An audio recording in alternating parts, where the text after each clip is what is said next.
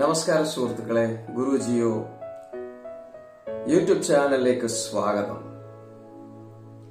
പൗലോസിനോടുള്ള ബന്ധത്തിൽ അനേക വീഡിയോകൾ ഈ ചാനലിൽ ഇതിനു മുമ്പേ പബ്ലിഷ് ചെയ്യുവാൻ സർവശക്തനായ ദൈവം സഹായിച്ചു. നിങ്ങൾ ആ വീഡിയോസ് കണ്ടിട്ടില്ല എങ്കിൽ തീർച്ചയായിട്ടും നിങ്ങൾ ആ വീഡിയോകൾ ഓരോന്നായി കാണണം. ഈ അടുത്ത കാലത്തായി പൗലോസ് ഫോബിയ ബാധിച്ച് പൗലോസ് പലരുടെയും ഉറക്കം കെടുത്തുന്ന സാഹചര്യമുണ്ടായപ്പോൾ പലരും പൗലോസിനെതിരെ ശക്തമായ രംഗത്ത് വന്നു.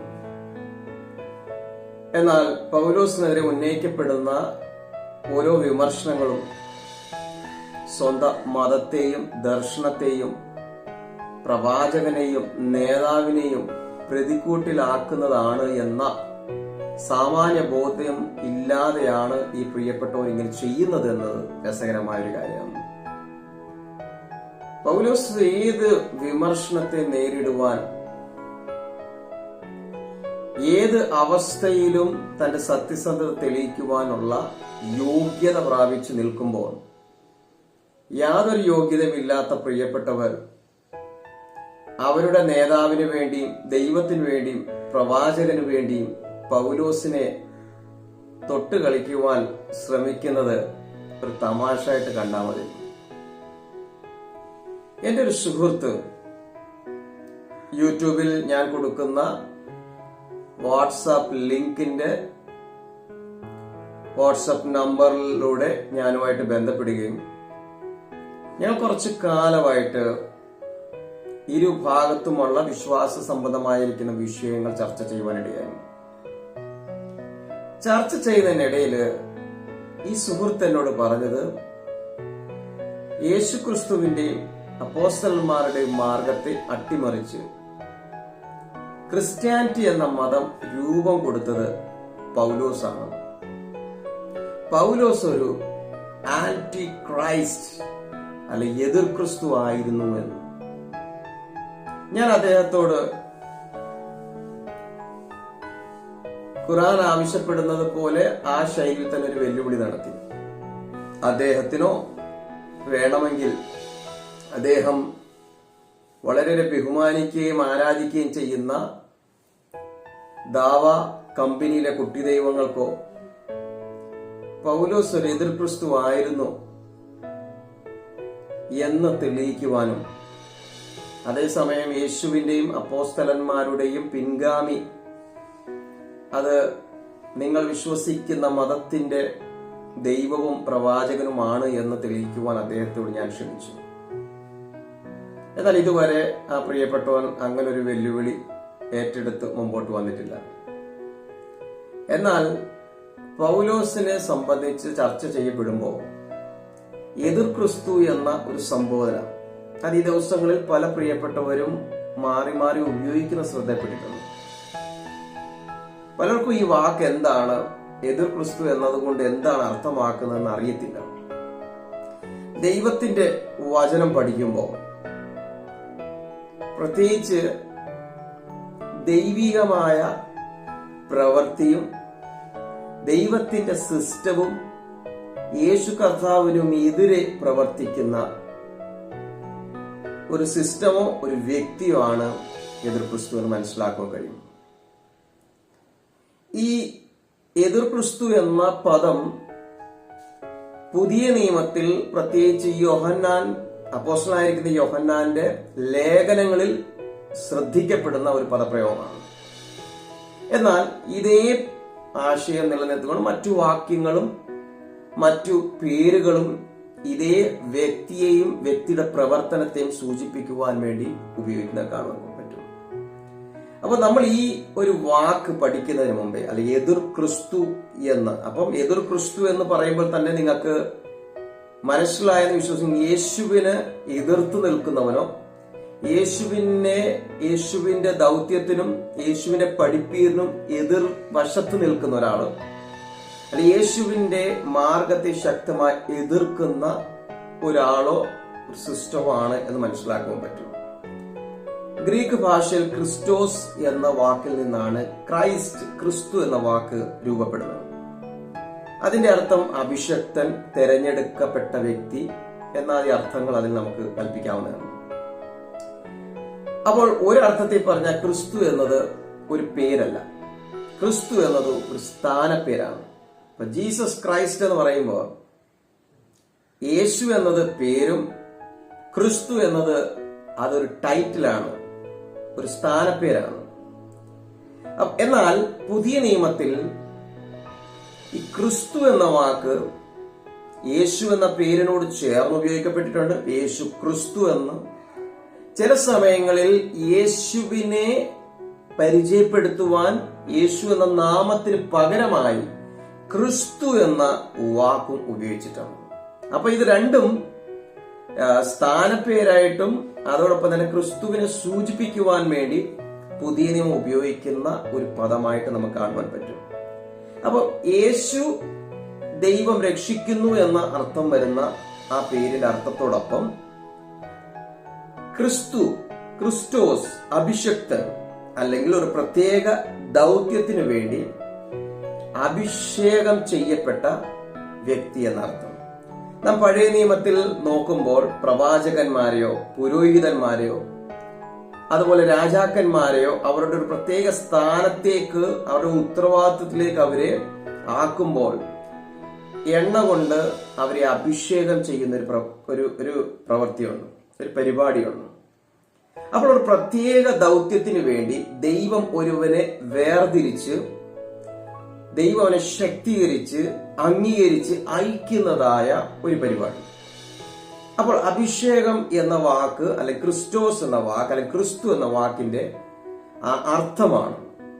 ഖുറാനിലേക്ക് നോക്കുമ്പോൾ ക്രിസ്തു എന്ന, മസിഹ എന്ന വാക്കും അർത്ഥവും വരുന്നതായ പദങ്ങൾ ഉപയോഗിച്ചിട്ടുണ്ടെങ്കിലും 114 അധ്യായങ്ങളുടെ വെളിച്ചത്തിൽ ഒരു മുസ്ലിം പണ്ഡിതന് ഈ ക്രിസ്തു എന്ന വാക്കിന് എന്താണ് അർത്ഥമെന്ന് കണ്ടെത്തുവാൻ പറ്റിയില്ല.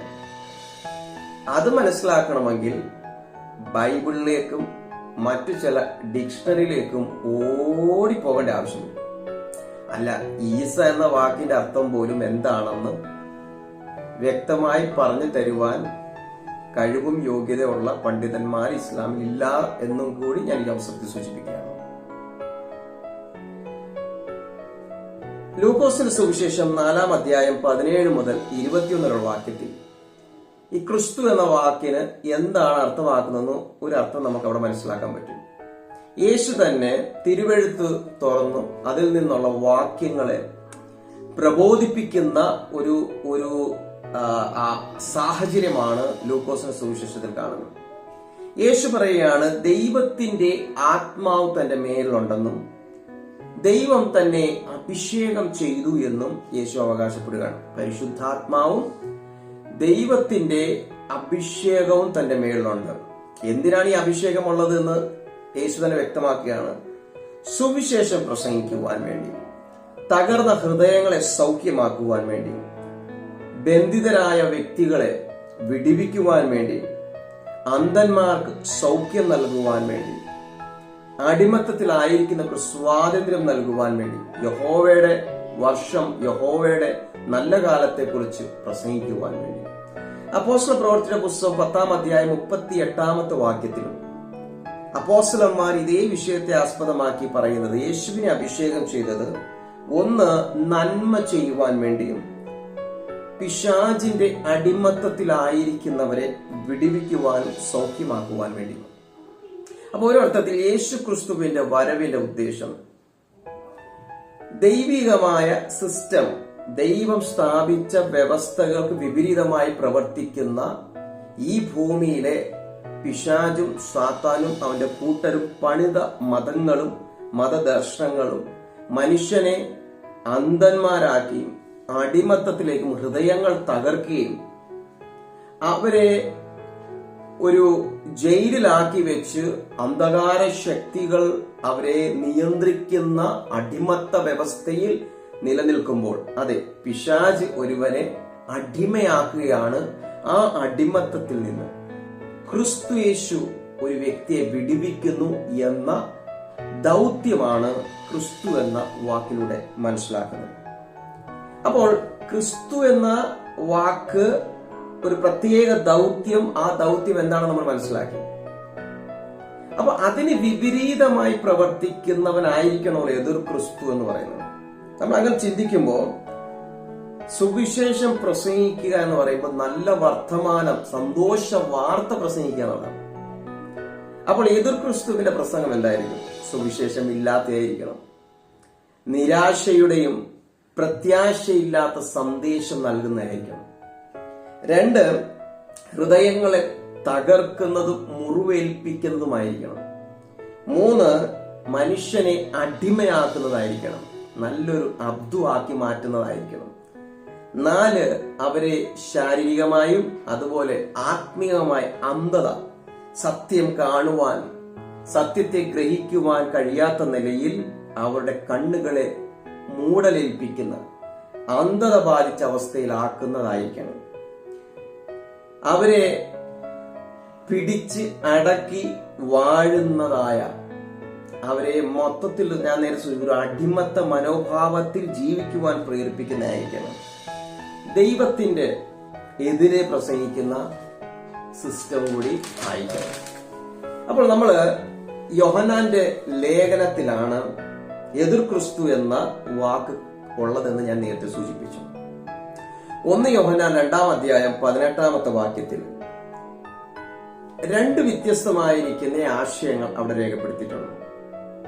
യോഹന്നാൻ സഭയോട്, അതെ, ക്രിസ്തുവിൽ വിശ്വസിക്കുന്ന ക്രിസ്ത്യാനികളാ അടങ്ങിയ സഭയോട് പറയുകയാണ്, എതിർ ക്രിസ്തു വരുമെന്ന് നിങ്ങൾക്കറിയാമല്ലോ.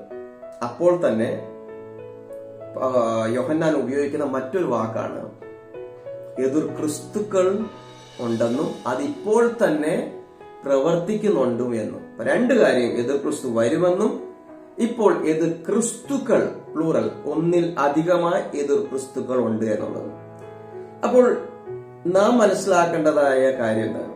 2 വ്യത്യസ്തമായിരിക്കുന്ന ആശയങ്ങളാണ് ഇവിടെ.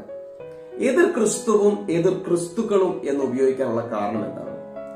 ഞാൻ സൂചിപ്പിച്ചു, എതിർ ക്രിസ്തു എന്ന് പറയുന്നത് ഭാവിയിൽ വരുവാനിരിക്കുന്ന ലോകത്തെ ഭരിക്കുവാനും ലോകത്തെ ദൈവത്തിനെതിരെ നയിക്കുവാനും ദൈവത്തിൽ വിശ്വസിക്കുന്ന ഭക്തന്മാർക്ക് പീഡനം നൽകുവാനും ദൈവത്തിന്റെ താല്പര്യങ്ങൾക്കും ദൈവത്തിന്റെ ഇഷ്ടങ്ങൾക്കും എതിരെ ഒരു കൂട്ടം ആളുകളെ ഒരുക്കി അതിനൊരു യുദ്ധം പ്രഖ്യാപിക്കുവാനും വേണ്ടി വരുന്നവനായ കഥാപാത്രമാണ്.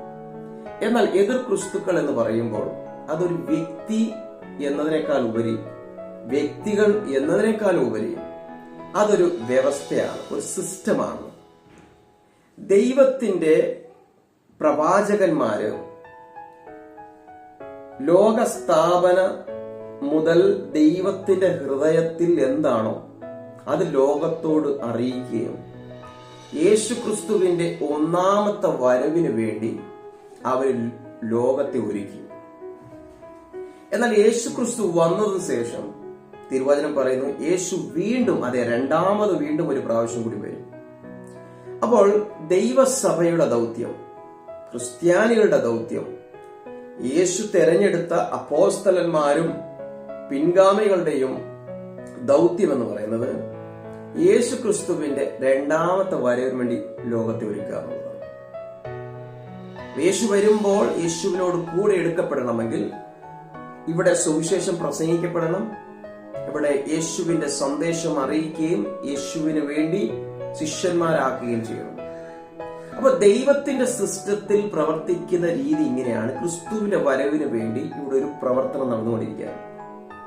അതേപോലെ തന്നെ എതിർ ക്രിസ്തുവിന്റെ വരവിന് വേണ്ടി, അവൻ വരുമ്പോൾ അവന്റെ ടൈമിങ്ങിന് വേണ്ടി ലോകത്തെ ഒരുക്കുക എന്നുള്ള ദൗത്യത്തിൽ വ്യാജ പ്രവാചകന്മാരും കള്ള അപ്പോസ്തലന്മാരും വ്യാജ ഉപദേഷ്ടാക്കന്മാരും വ്യാജ മതമില്ലാത്ത സിസ്റ്റം ഇവിടെ വർക്ക് ചെയ്യുകയാണ്. അവരുടെ ദൗത്യം എതിർ ക്രിസ്തുവിന് വേണ്ടി ലോകം ഒരുക്കുക. അത് യുക്തിവാദമായാലും മതമായാലും മതമില്ലാത്തവനായാലും മതമുള്ളവനാണെങ്കിലും മതം തലയ്ക്ക് ബാധിച്ചവനാണെങ്കിലും എന്തു തന്നെയായാലും ദൈവത്തിന്റെ സിസ്റ്റത്തിനെതിരെ ആശയങ്ങൾ പ്രചരിപ്പിക്കുന്നവന്റെ ദൗത്യം എതിർ ക്രിസ്തുവിന്റെ വരവിന് വേണ്ടി ലോകത്തെ ഒരുക്കുകയാണ്. അങ്ങനെ യേശു ക്രിസ്തു സ്ഥാപിച്ച സഭ, യേശുവിൽ വിശ്വസിക്കുന്ന സഭയ്ക്ക് ശേഷം നാം കാണുന്ന കാഴ്ച, അതിനു മുമ്പത്തെ കാര്യം ചിന്തിക്കുമ്പോൾ വ്യാജ മതങ്ങളെ കൊണ്ട് ലോകത്തെ നിറച്ച് മറ്റൊരു ദൈവത്തെയും മറ്റൊരു ദൈവിക നിയമങ്ങളെയും ലോകത്തിനു മുമ്പിൽ അടിച്ചേൽപ്പിച്ച് മനുഷ്യനെ വഞ്ചിച്ച പിശാച് ഇപ്പോൾ യേശുവിന്റെ വരവിന് മുൻപേ അനേകരെ നരകത്തിലേക്ക് നയിക്കുവാൻ വേണ്ടി വ്യാജ അപ്പോസ്തലന്മാരെയും പ്രവാചകന്മാരെയും ഉപദേഷ്ടാക്കന്മാരെയും നിയോഗിക്കുകയാണ്. അവർ ചെറിയ ചെറിയ മതങ്ങളായിട്ടും സംഘടനകളായിട്ടും ഒക്കെ പ്രവർത്തിക്കുന്നു. ഉദാഹരണം, യേശുവിന്റെ അനുയായികളെന്ന് സ്വയം പരിചയപ്പെടുത്തുന്നതായ ആളുകളാണ് ഒന്ന് യഹോവ സാക്ഷികൾ, മോറമൻസ്, അങ്ങനെ ഒത്തിരി പേരെ കാണാൻ പറ്റും. എന്നാൽ യേശു ക്രിസ്തു പഠിപ്പിച്ച പഠിപ്പീരിന് വിപരീതമായിട്ട് മനുഷ്യരുടെ മനസ്സിൽ ദൈവത്തെക്കുറിച്ചുള്ള ബോധ്യങ്ങൾക്കെതിരെ പ്രവർത്തിക്കുക, യേശുവിന്റെ ദൈവത്വം, യേശു രക്ഷകൻ എന്നാൽ ഈ വിഷയങ്ങൾക്കെതിരെ നിൽക്കുക, അങ്ങനെ ഒരു ചെറിയ ചെറിയ കൂട്ടങ്ങളായിട്ട് പ്രവർത്തിക്കുകയും മതമായിട്ട് പ്രവർത്തിക്കുകയും വലിയ മതങ്ങളായിട്ടും പ്രവർത്തിക്കുകയും അപ്പൊ ദൈവത്തിനെതിരെ, ക്രിസ്തുവിനെതിരെ, ദൈവത്തിന്റെ വ്യവസ്ഥകൾക്കെതിരെ വളരെ കുഞ്ഞു കുഞ്ഞായിട്ട് അവിടെ ഇവിടായി പ്രവർത്തിക്കുകയും അങ്ങനെ എതിർ ക്രിസ്തുവിന് വേണ്ടി പണിയെടുക്കുന്ന മതങ്ങളും മതമല്ലാത്തതായിരിക്കുന്ന സംഘടനകളും ഈ ഭൂമിയിൽ പ്രവർത്തിച്ചുകൊണ്ടിരിക്കുകയാണ്. അതാണ് യോഹന്നാൻ പറഞ്ഞത് എതിർ ക്രിസ്തുക്കൾ.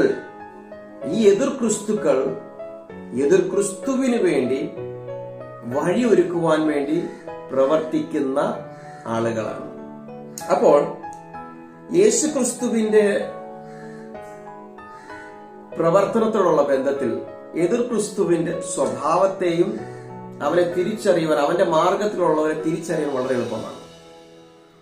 ചെറിയ ചെറിയ കൂട്ടങ്ങളായിട്ട് ഈ കൂട്ടങ്ങളെല്ലാം തന്നെ എടുത്തൊരു മിക്സിക്കകത്ത് ഇട്ട് ഒന്ന് അരച്ച്, ജ്യൂസറിൽ അതൊന്ന് അരച്ച് അതിനെ ഒന്ന് അരിച്ചെടുക്കുകയാണെങ്കിൽ രൂപപ്പെടുന്നത് ഒരു വലിയ മതം തന്നെയായിരിക്കും. എല്ലാ കൾട്ടുകളിലും പറയപ്പെടുന്ന ആശയങ്ങൾ ഒന്നല്ലെങ്കിൽ മറ്റൊരു രീതിയിൽ ഇതിൽ കാണുവാനും കഴിയും.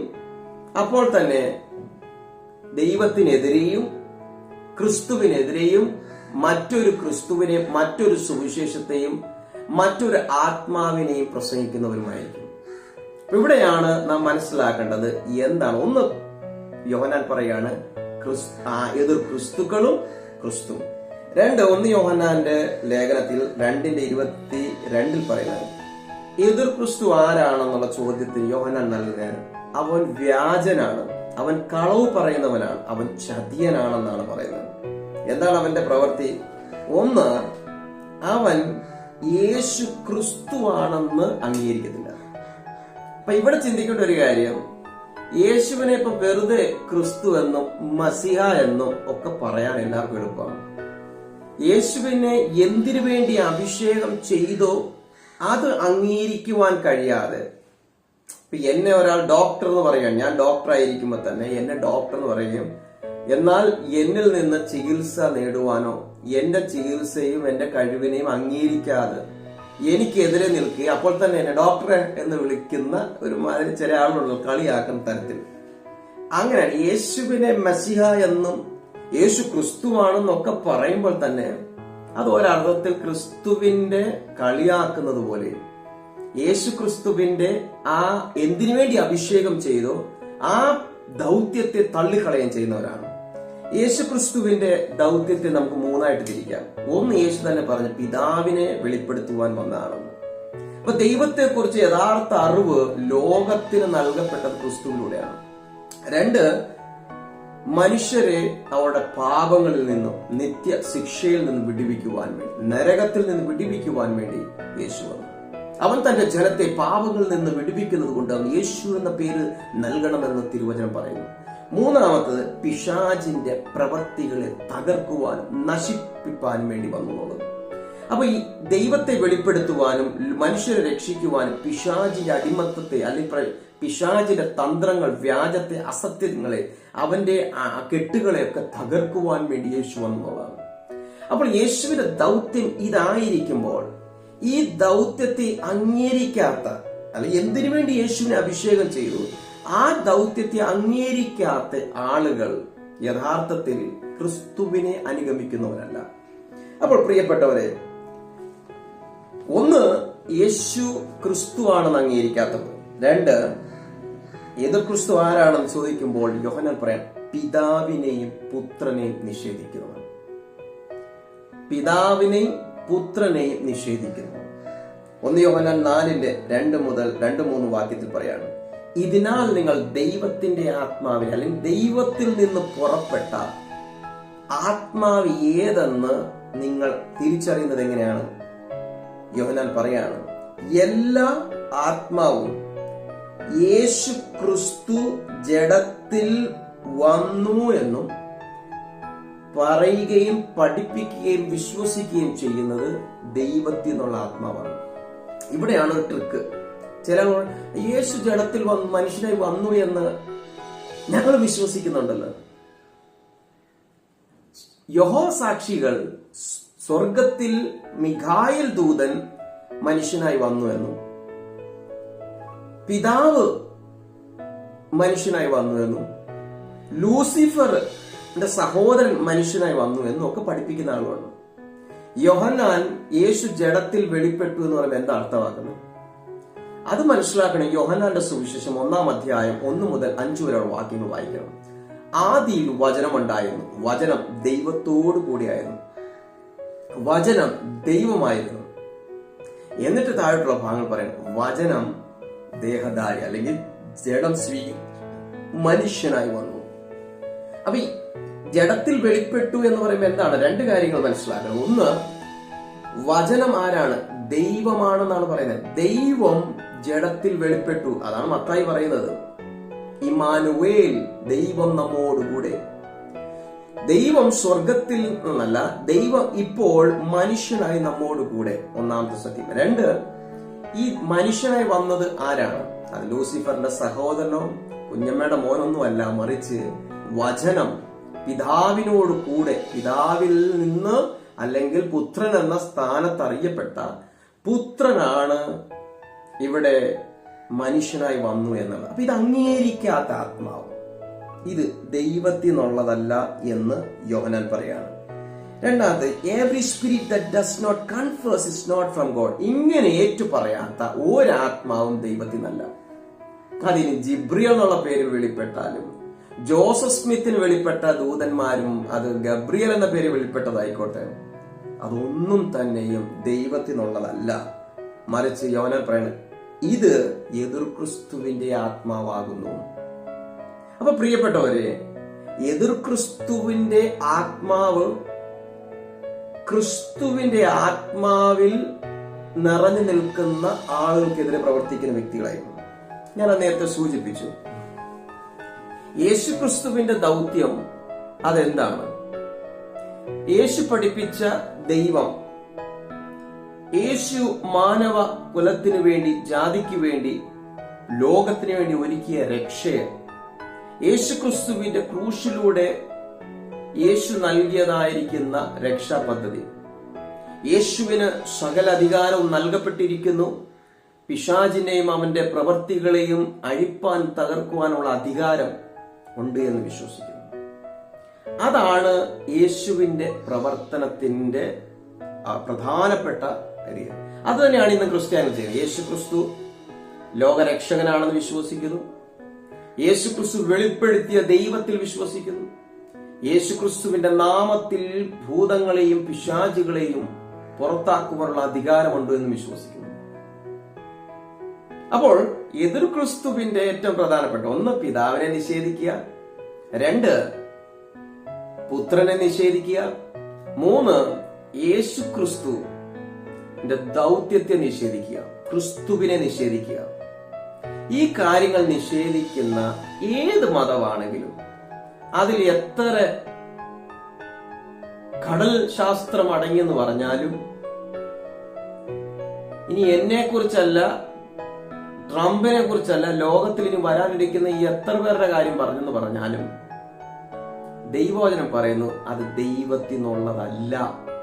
അത് വ്യാജ ആത്മാവിനാൽ, എതിർ ക്രിസ്തുവിന്റെ ആത്മാവിനാൽ സ്ഥാപിക്കപ്പെട്ട മത ദർശനങ്ങളും മതമില്ലാത്ത ദർശനങ്ങളുമാണ് എന്നുള്ളതാണ്. ഇനി ഇവിടുത്തെ നമ്മുടെ പ്രധാനപ്പെട്ട ചോദ്യം ഇതാണ്. പൗലോസ് എതിർ ക്രിസ്തുവാണെന്ന് പറയുമ്പോൾ പൗലോസ് ഈ 3 ക്രൈറ്റീരിയ പൗലോസിന്റെ ജീവിതത്തിൽ എങ്ങനെ പ്രായോഗികമായിട്ട് പൗലോസ് ഉപയോഗിച്ചോ അതോ എതിർത്തോ എന്നുള്ളതാണ്. പല സുഹൃത്തുക്കളും പൗലോസിനെതിരെ കണ്ണടച്ചാണ് ആക്രമിക്കുന്നത്. അവർക്ക് അവരുടെ ദാവാ കമ്പനിയിലെ കുട്ടി ദൈവങ്ങൾ പറയുന്ന അതുപോലെ വിശ്വസിക്കുന്നവരാണ്. ഞാൻ പല പ്രാവശ്യം പറഞ്ഞ കാര്യം ഞാൻ നിങ്ങളോട് വീണ്ടും ആവർത്തിക്കുകയാണ്. ഒരു പുതിയ നിയമം വാങ്ങി, പൈസ ഇല്ലെങ്കിൽ കുഴപ്പമില്ല, നിങ്ങൾ അടുത്തുള്ള ഏതെങ്കിലും ചർച്ചിൽ നിന്ന് എടുക്കാം. അതല്ല എങ്കിൽ നിങ്ങൾ ഇവിടെ കമന്റ് ബോക്സിൽ ഇടുക, അല്ലെങ്കിൽ എനിക്ക് വാട്സപ്പിൽ എനിക്ക് മെസ്സേജ് അയക്കുക. ഞാൻ നിങ്ങൾക്കൊരു പുതിയ നിയമം അയക്കാം. നിങ്ങൾ പൗലോസിന്റെ ജീവിതവും സന്ദേശവും വായിച്ചതിന് ശേഷം ഈ പൗലോസ് ഒരു കള്ളനും എതിർ ക്രിസ്തുവാണെന്ന് തോന്നുന്ന എന്തെങ്കിലും അതിലുണ്ടോ എന്ന് നിങ്ങൾ പരിശോധിക്കാം. എന്നിട്ട് ഈ യേശുവിന്റെ ദാസനായ അപ്പോസ്തലനായ പൗലോസിന്റെ ജീവിതവും നിങ്ങൾ വിശ്വസിക്കുന്ന നിങ്ങളുടെ ദൈവവും നിങ്ങളുടെ പ്രവാചകന്മാരും നിങ്ങളുടെ കുട്ടി ദൈവങ്ങളുടെ ജീവിതമായിട്ടൊന്ന് സാമ്യപ്പെടുത്തി ഒന്ന് പരിശോധിക്കുക. എന്നിട്ട് നോക്കുക യേശുക്രിസ്തുവിന്റെ മാർഗത്തിൽ സഞ്ചരിച്ചത് ആരാണെന്നുള്ളത്. ഇനി നമുക്ക് പ്രധാനപ്പെട്ട വിഷയത്തിലേക്ക് തന്നെ മടങ്ങി വരാം. പൗലോസ് അപ്പോസ്തലൻ എതിർ ക്രിസ്തു ആണെങ്കിൽ ഒന്ന് യേശുവിന്റെ ദൗത്യത്തെ തള്ളി പറയുന്നവനാണ്. എന്നാൽ യേശുവിനെ ഏറ്റവും കൂടുതൽ ജീവിതത്തിൽ ഉയർത്തിയ ഒരു വ്യക്തി, യേശുവിന് വേണ്ടി പ്രസംഗിക്കുവാൻ വേണ്ടി, യേശുവിന് വേണ്ടി ജീവിക്കുവാൻ വേണ്ടി, യേശുവിന് വേണ്ടി മരിക്കുവാൻ വേണ്ടി, യേശുവിന് വേണ്ടി സഭകൾ സ്ഥാപിക്കുവാൻ, യേശുവിന് വേണ്ടി കഷ്ടം അനുഭവിക്കുവാൻ, യേശുവിന് വേണ്ടി സ്വന്തം പ്രാണനെ നൽകുവാൻ വേണ്ടി ജീവിച്ച് മരിച്ച ഒരാളാണ് പൗലോസ്. നിങ്ങൾ ഈ പറയുന്ന നിങ്ങളുടെ പ്രവാചകന്മാരും നിങ്ങളുടെ നേതാക്കന്മാരും നിങ്ങളുടെ ഉപദേഷ്ടാക്കന്മാരും അവരുടെ ജീവിതത്തിൽ യേശുവിനെയാണോ ഉയർത്തിയത്? ആൾക്കൂട്ടത്തിൽ ഒരുവനായി കണ്ടുകൊണ്ടോ പലതും പറയുമ്പോ ഈ പൊട്ടിന്റെ ഇടയ്ക്ക് പീര് പോലെ എന്തെങ്കിലുമൊക്കെ കലാപരിപാടി ചെയ്ത് ഒപ്പിക്കുന്ന പരിപാടിയല്ല. പൗലോസിനെ പോലെ യേശുവിനെ ഉയർത്തിയ വ്യക്തിയാണോ നിങ്ങളുടെ പ്രവാചകൻ, നിങ്ങളുടെ ദൈവം, നിങ്ങളുടെ നേതാവ്, നിങ്ങളുടെ അപ്പോസ്തലൻ? അല്ല എന്ന് നിങ്ങൾക്ക് മനസ്സിലാകും. പൗലോസിന്റെ ജീവിതത്തിൽ യേശുവിനെ ഉയർത്തി എന്ന കാര്യത്തിൽ യാതൊരു സംശയമില്ല. അതിനെതിരെ എതിരഭിപ്രായത്തിന് വേണ്ടി ഒരു ചർച്ചയുടെ ആവശ്യം പോലും ഇവിടെ വരുന്നില്ല. പൗലോസ് വളരെ ശക്തമായി യേശുവിന്റെ വരവ്, ഒന്ന് യേശു ആരാണെന്നുള്ള കാര്യം പൗലോസ് അംഗീകരിക്കുന്നു, യേശു ദൈവമാണെന്നുള്ള കാര്യം പൗലോസ് അംഗീകരിക്കുന്നു, യേശു ജഡത്തിൽ വെളിപ്പെട്ടു എന്ന് അംഗീകരിക്കുന്നു, യേശു ദൈവപുത്രനാണെന്ന് അംഗീകരിക്കുന്നു, യേശു വെളിപ്പെടുത്തിയ പിതാവിൽ വിശ്വസിക്കുന്നു.